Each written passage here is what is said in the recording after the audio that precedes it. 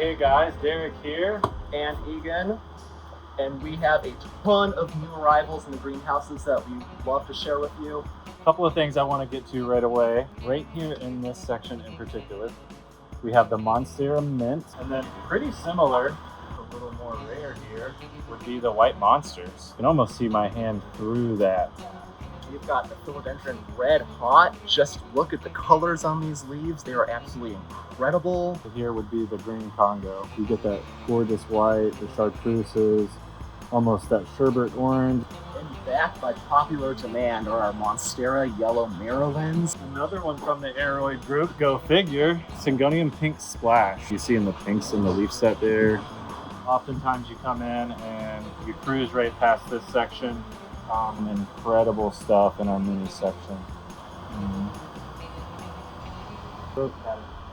Yeah. And right here we have got Oxalis boliviana. These trays are looking great of these leopard lilies. They almost have an iridescent silverness to it.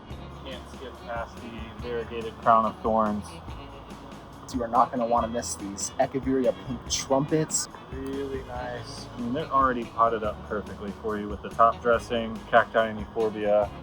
Just do it for me. We have these incredible Variegated Haworthias, super bright yellow leaves. This plant, because it is one of my absolute favorites, it is the mini saguaro, or the Euphorbia forget it. Yeah, that's a fun one to say too. We got these Euphorbia Euphorbia that I'm obsessed with. I love the caudex and the trunk on these two, so cool. Talk about an easy plant to take care of is the Dragonfruit. I mean, look how grown out that is already.